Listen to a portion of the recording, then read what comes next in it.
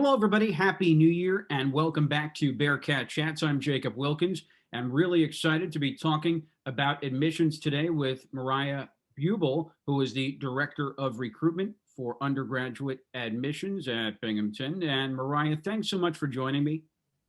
Thank you so much for having me today. I'm excited to be here.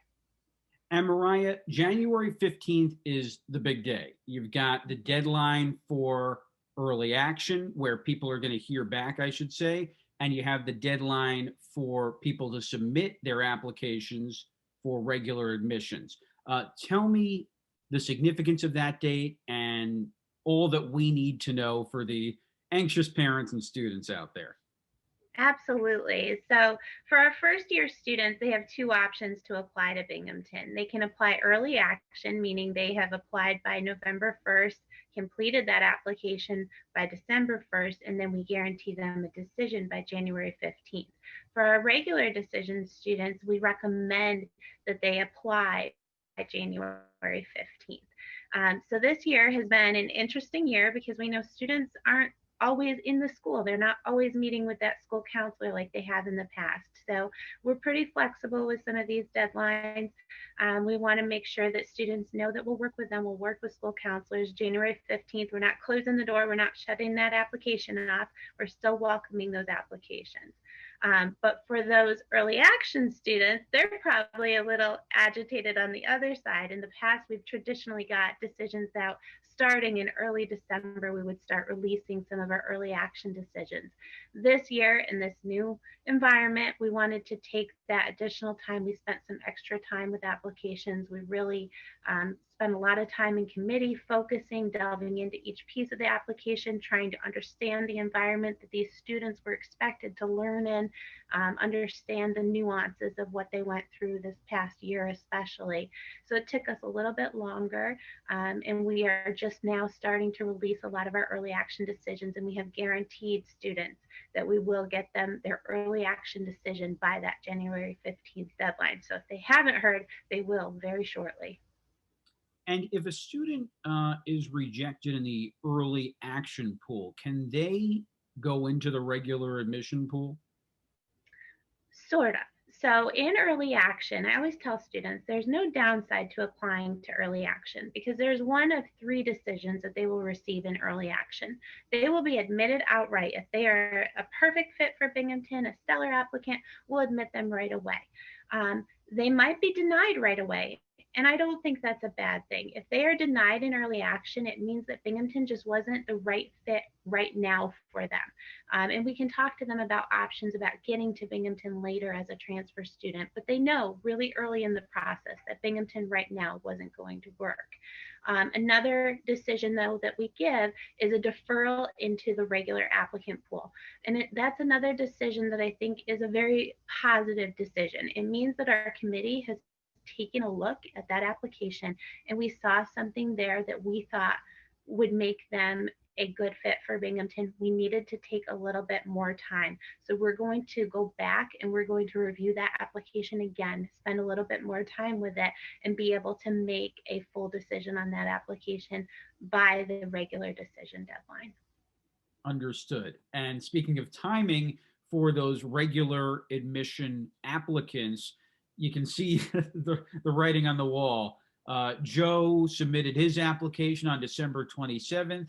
Jenny submitted hers on January 14th, and yet Jenny hears back first. It's an imperfect process, but it doesn't mean anything more where Joe should be nervous.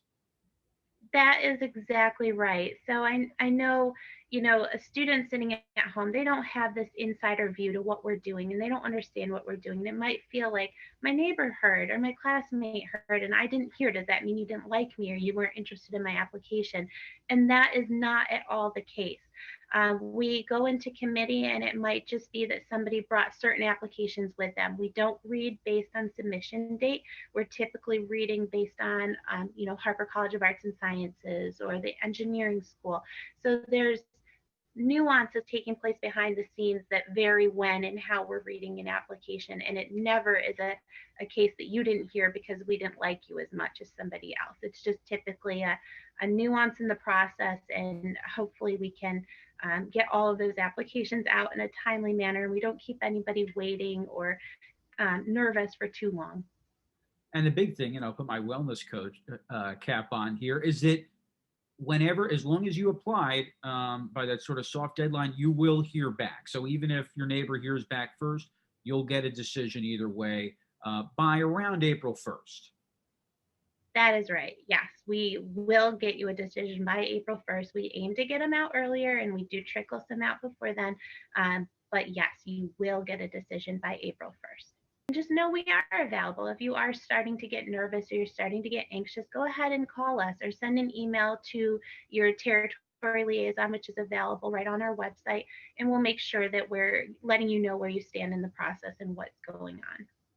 You took the words out of my mouth. I was just going to ask, is there recourse or just, someone they can talk to if they're concerned? Because understandably, people are nervous with mail and, electronics, that things can get lost in the cracks. So that's good to hear that they have those resources available as well. Let's talk about when you think of the body of an application. It's so different because of the pandemic. How did you weigh, obviously, the test optional criteria and things like extracurriculars, where for most of the year someone may not have been in school to participate, or it would have been unsafe to participate in those natural extracurricular activities? Absolutely. So it's been fascinating because I've been surprised in reading applications that these students are creative and they have ideas and they have energy. And even though they're not in a traditional setting and they're maybe not able to play the sport they've always played, or they're not able to take part in the club, they are finding outlets for extracurriculars. We're seeing, virtual activities. We're seeing students that are helping with the pandemic. We're seeing students that are helping more with siblings. Put that on your application. Let us know. We see students that have come up with new ideas to research. I had a student the other day that talked about how the pandemic has allowed them to spend more time reading and exploring their interests.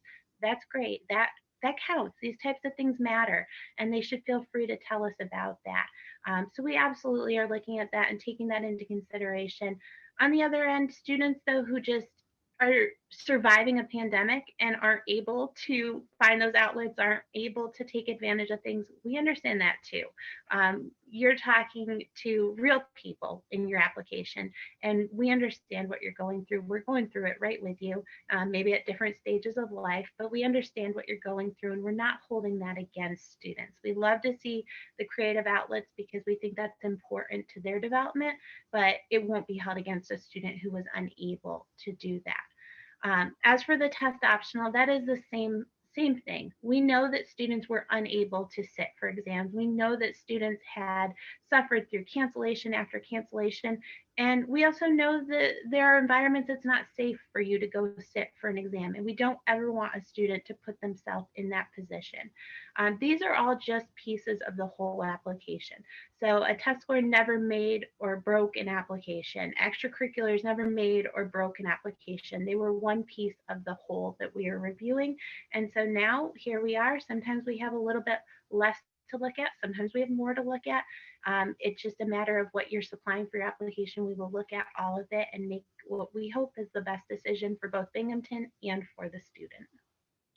Couple of things. One that's gotten a good amount of attention of late is internet connectivity challenges, especially in rural areas. Is that an open dialogue with you and students?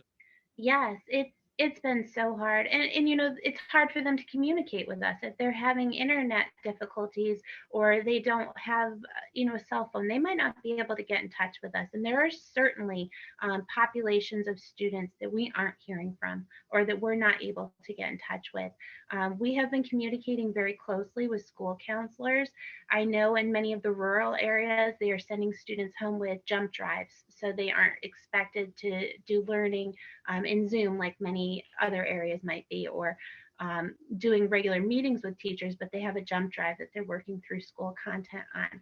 And I imagine the difficulty with doing that on your own, but also even the difficulty if you're in a rural area getting to the school to pick up a jump drive. There are so many challenges in some of the city areas that have been hard hit. We're hearing from school counselors that they just haven't been able to get in touch with students or that they've been overwhelmed and college applications isn't a priority. Getting students food, getting students housing, those things take precedent. We need students' needs to be met. And so we're here to take some of that load off if there is a student who's having trouble getting in touch with a school counselor or a school counselor that needs us to do outreach to a student. We can give Binghamton University advice all day and night, but we also are experts on college admissions. And I am happy to talk with a student about going to a community college. My colleagues can talk about a best fit nursing school. If it's not going to be Binghamton, we can help you to delve into that. So we want everyone to know that we're just a resource in general, and we know that there's circumstances we haven't even heard yet, and we may not hear for a couple of years, but we do know that everyone is going through different things, and we're willing to work with them. I appreciate what you're saying, Mariah, because I think sometimes there's this aerial view of admissions as being this robotic process, or it's all right, we're all meeting in a boardroom, yay or nay. And I think again, you said you're real people, and there's a real empathy, I imagine, that comes with this job. There is, and sitting in the committee, we read these essays, we read these letters of recommendation, and we feel connected to these students, and that goes across the board, whether we're choosing to admit, waitlist, deny, whatever the decision might be, we are spending time with these applications. We feel connected to these students. And there are also students that we connect with many times throughout the process in many different ways. So we really get to know them. We care about them, and we care about where they're going to go and what they're going to do. And we know it's not always Binghamton, and that's okay. We want them to find that right fit for them. And for those that are deciding if Binghamton is the right fit, obviously all the normal rites of passage in terms of taking that tour on campus, feeling that emotional connection are not in play right now. I saw the website, there's tons of videos. Take me through how you're connecting with students from a recruitment and outreach standpoint. Absolutely. So our ultimate desire is that these students are able to have a college experience similar to what those who came before them have. We want them to be in the residence halls. We want them to be able to explore the nature preserve. We want them to sit in an engineering research lab and take advantage of all of those things.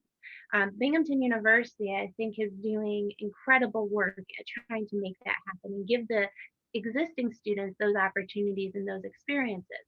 In admissions, in the past, we would invite students to campus and we would show them those things and we'd walk them through a residence hall. We can't do that right now. So, what we're doing is giving them many opportunities to connect with us and get that insider view. Most of them are virtual, but we have all of these different events. If you check out visit.binghamton.edu, you can see that we have faculty who have done lectures for us. We have, as I said, a nature preserve tour. We have residence hall tours. We have every different school at Binghamton talking about their departments, the research that they're doing. If there is a nuanced area about Binghamton that you want to know about, we have probably done a presentation on it, or we will be doing a presentation, or you can ask us to, and we will do it. We want to get you the information that you need to know that Binghamton is the right fit. In addition to that, we are doing virtual high school visits and virtual college fairs. So we might be coming to your area virtually to try to connect with you there. And then we also offer a course every day. Monday through Friday, we offer Zoom hours that you can connect with us on Zoom. We're on phones, you can call us. And if you prefer to have a one-on-one appointment, we offer them Monday through Friday, but also on weekends and nights. If you want to make an appointment to talk with one of our counselors one-on-one through Zoom or through a different platform, if that works better for you, we are available and we want to help. Yeah, it seems like there's, not to oversimplify the process, but there's the information part, and Binghamton's attracting the highest quality students, and they're looking at the highest quality schools. So then it becomes, okay, how do you create that, as we said, that emotional connection? It would seem, not to bombard your phone lines, but speaking with someone really is the closest thing to generating that excitement that can put a school sort of over the top in a prospective student's mind. Yes, and we're really excited that we just recently were able to launch something called Unibuddy. So you might be sick of hearing from our admissions counselors. Well, we have an opportunity now through an app to connect you directly with current students. So you'll find that on our website as well, and you can actually look through the profiles of the different students that are available, and you'll be able to send them a message and connect with them and ask any questions that you might want to ask. We in the admissions office aren't involved in that. They're answering from their residence halls, or right now they're at home, and they're answering you on their personal cell phones, connecting with you and sharing what information they have. So that's an absolutely great resource to get an insider view from an actual student. And obviously apps as well. You don't just have to be in front of the laptop. Right, right, absolutely. And similarly with the tour option, so we also have the Campus 360. So you could do that on your phone, you could do that on your laptop, but that's an opportunity for you to virtually walk around our campus and see the different sites. So you may even want to do that as you're talking to one of our student ambassadors and say, hey, what's your favorite place on campus? Okay, I'm going to go there on my phone right now and check it out. So it gives you an opportunity to really see, hopefully, what it's like. I know nothing truly replaces that in person experience, but we're hoping to get you enough of that information to make the best decision. Can only work with what we have, and you guys certainly are using all the tools at your disposal. Mariah, thanks so much. Really appreciate all that you and your staff are doing, and look forward to touching base down the road as we continue in the semester. Thank you, and thank you for the opportunity to speak with everyone today.